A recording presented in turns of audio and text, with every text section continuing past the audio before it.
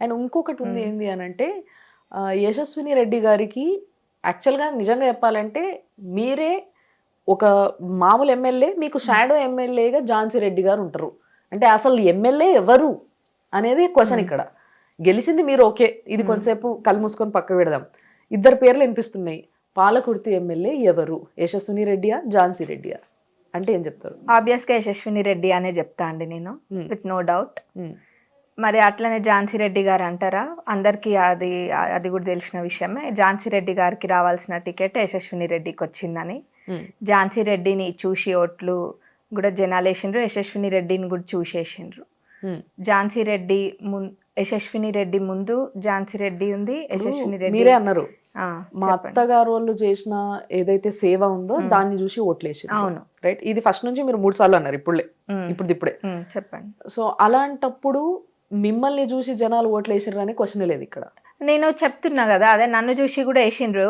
ఇప్పుడు యశస్విని రెడ్డి అని అది కూడా చెప్తున్నా కదా, నన్ను చూసి కూడా వేసిండ్రు. ఎందుకంటే నేను జనాలకు పోయినప్పుడు కనెక్ట్ అయినా, జనాలతో వాళ్ళ సమస్యలు తెలుసుకోవడం అయినా కానీ ఏదైనా, నేను పాలిటిక్స్ అంటే ఇట్లుంటుందా అని అనుకున్నా. వాళ్ళ బాధలు చూసి ఎక్కడ పోయినా కానీ వాళ్ళకి ఇల్లు అయినా ఏదైనా మాకు అవి రాలేదు ఇది రాలేదు అని వాళ్ళు బాధలు చెప్తుంటే, సరే వీళ్ళకి ఏదో చేయాలన్న ఇది నాలో వచ్చింది. అది వాళ్ళందరూ కూడా గమనించిండ్రు. ఎక్కడ పోయినా కానీ ఎంతో ఆదరించిండ్రు, వాళ్ళ అభిమానాన్ని. యాక్చువల్గా మీరు ఇది చెప్తుంటే నాకు ఒక ఇన్సిడెంట్ గుర్తుకొచ్చింది. రీసెంట్గా ఒక వీడియో చూసిన నేను.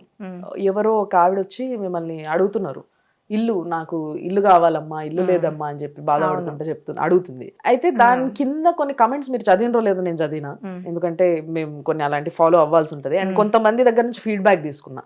కొంతమంది ఏమన్నారంటే, అమ్మ నువ్వు ఎమ్మెల్యే తల్లి, నువ్వు స్పందించాలి ఫస్ట్, ఇమీడియట్ గా వాళ్ళకి ఊరటం కలిగియాలి. కానీ ఒక ఆఫీసర్ లాగా, ఒక ఐఏఎస్ ఆఫీసర్ లాగా, ఒక ఎంఆర్ఓ లాగా అట్లా మాట్లాడుతున్నారు. రూల్స్ అండ్ రెగ్యులేషన్స్ నువ్వు పోయి అప్లై చేసుకో, తర్వాత మా వాళ్ళు వచ్చి నీకు ఎలిజిబిలిటీ ఉందా లేదా చెక్ చేస్తారు, దాని తర్వాత ఇస్తారు. ఇదంతా ప్రాసెస్ అయ్యి ఉండొచ్చు, కాదనడానికి లేదు. డెఫినెట్లీ ప్రాసెస్లో వెళ్ళాలి ఎవరైనా, కాదని నేను అన్నాను. కానీ ఒక ఎమ్మెల్యేగా మీ బాధ్యత అది కాదు. మీరు ఫస్ట్ వాళ్ళకి ఓ భరోసా ఇవ్వాలి. భరోసా ఇచ్చి, అమ్మ నేను చూస్తామ్మా, నేను మాట్లాడితే నేను గుర్తుపెట్టుకుంటాను నిన్ను, నా మనిషిని పంపిస్తా అండం వేరు. కానీ ఇంకా మీకు ఆ క్వాలిటీస్ రాలేదు, మీరు ఒక ఐఏఎస్ ఆఫీసర్ లాగా బిహేవ్ చేస్తున్నారు అని కొందరు అంటున్నారు. మీరేమంటారు దీనిపై? నోర్లున్న వాళ్ళు ఏమైనా మాట్లాడుకుంటారు, అది నేను పట్టించుకోను అనుకోండి. ఆబ్వియస్ గా జెన్యున్ గా అది నేను అన్నా అనుకోండి, నేను పట్టించుకుంటా. నేను ఆనంది కల్పించుకుంటే దేవుడు చూసుకుంటాడు వాళ్ళని.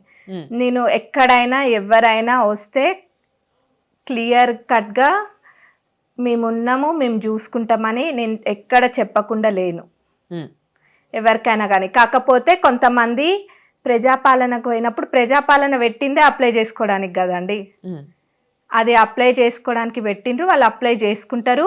రాకపోతే మటుకు మా దగ్గర రాండమ్మా తప్పకుండా అవుతుంది అని మటుకు నేను ఒక్కళ్ళకి కూడా చెప్పకుండా లేను. అంటే బేసిక్ గా ప్రజాపాలన అనే ఈ పదం కన్నా కూడా ప్రజల వద్దకు పాలన అనే పదం చాలా ఫెమిలియర్ గా ఉంటుంది మనకి. ప్రజాపాలనకు పోయినప్పుడు చెప్పినప్పుడు ప్రజల దగ్గరికే పాలన తీసుకురావడం జరిగింది, ప్రజలకు అనుకూలంగా ఉండడం కోసం, ప్రజలకు ఏమి ఇబ్బంది లేకుండా ఉండడం కోసం అని చెప్పింది. సో ప్రజల వద్దకు పాలన తీసుకుపోబోతున్నారా మీరు? ప్రజలకు పాలన చేయడానికి ట్రై చేస్తున్నారా మీరు? ట్రై చేయట్లేదు, చేస్తాం, డెఫినెట్ గా చేస్తారు. సో మీ ప్లాన్స్ ఏంది, నెక్స్ట్ ఏం చేయబోతున్నారు పాలకుర్తికి? పాలకుర్తిలో ఫస్ట్ మాది అది చెన్నూరు రిజర్వాయర్, పాలకుర్తి రిజర్వాయర్, అది అసలు 3 కలిసి ఉన్నాయి. వాటికి అది ఫస్ట్ అది స్టార్ట్ చేద్దాం అనుకుంటున్నాం. దానికోసము ఇంకా అట్లనే మేము ఏమేమైతే ప్రామిసెస్ చేసినామో, డిగ్రీ కాలేజే కానివ్వండి, ఇంకా వేరే ఏమైనా అవన్నీ ఒక్కొక్కటి చేసుకుంటూ వస్తాం. ఓకే.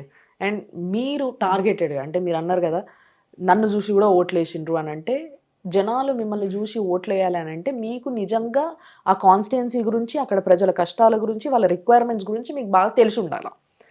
సో మీరు గమనించింది ఏంది, పాలకుర్తిలో ప్రజలకి ఏం కావాలా నిజంగా చెప్పాలంటే? ఈ మెడికల్ కాలేజీలు ఇవన్నీ వెరాస్ తెలంగాణలో చాలా జిల్లాలలో ఇంకా చాలా అవసరాలు ఉన్నాయి. ఇంజనీరింగ్ కాలేజీలు కావాలి, మెడికల్ కాలేజీలు కావాలి, ఇంకోటి కావాలి, ఇట్లా చాలా ఉన్నాయి. సో ఇవన్నీ పక్కకు పెడితే పాలకుర్తికి బేసిక్గా ప్రజల నీడ్స్ ఏంది? పాలకుర్తిలో అంటే ఫస్ట్ ఇల్లు ఎక్కడ పోయినా కానీ ఇల్లు అడిగిన, మీరు ఇందాక నా పైన అన్నారు కదా, దాని గురించి ఫస్ట్ చెప్పుకొస్తాను. నేను ఎక్కడ పోయినా కానీ ఇల్లది అన్నది ఫస్ట్ నేనే చెప్పిన, దాని నుంచి మీరు నన్ను క్వశ్చన్ అడిగినారు. ఎక్కడ పోయినా వాళ్ళు ఇందిరమ్మ ఇల్లు ఉన్నాయి ఇక్కడ, కానీ మాకు ఇల్లు వాళ్ళు బీఆర్ఎస్ ప్రభుత్వం ఉన్నప్పుడు ఇల్లు రాలేదన్నారు. వచ్చిన ఒకటో రెండో ఇల్లు వచ్చినా కానీ అది వాళ్ళ పార్టీ వాళ్ళకి వాళ్ళ తొత్తులకి ఇచ్చిండ్రని చెప్పి బాధపడ్డారు చాలామంది. ఇంకొంతమంది కాంగ్రెస్ వాళ్ళమని చెప్పి మా ఇంటి ముందు రోడ్లు పోయలేదు, మమ్మల్ని చూడని కూడా మాకేమి ఇల్లు కానీ ఏవి కానీ ఇవ్వలేదు, కొంతమంది పెన్షన్ ఇవ్వలేదు అన్నారు కాంగ్రెస్ వాళ్ళు అని చెప్పి. ఇట్లా చాలా ఇవన్నీ చిన్న చిన్న సమస్యలు. ఇవి ఇల్లది మటుకు బాగా సమస్య, అదొకటి వినిపించింది చాలా మంది దగ్గర. పెన్షన్లు కొన్ని చోట్ల పెన్షన్లు వినిపించింది. మళ్ళీ రోడ్లు కొన్ని చోట్ల, అన్ని చోట్ల అంటలేను, కొన్ని చోట్ల రోడ్లు. మరి అదే విధంగా అక్కడ లోకల్గా ఊర్లలో కొన్ని చోట్ల చెరువులు నిండి నీళ్ళు ఇళ్ళకు పోవడము, అవి సమస్యలు. కొన్ని చోట్ల పంటలకి నీళ్లు రాక పంటలు ఎండిపోవడము.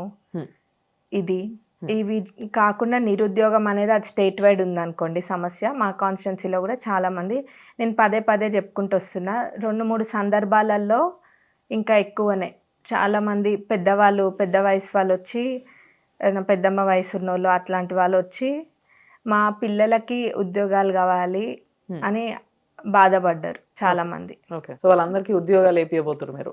ఉద్యోగాలు ఏపీఎనికే ట్రై చేస్తా అంటున్నా కదా. డెఫినెట్లీ. ఓకే.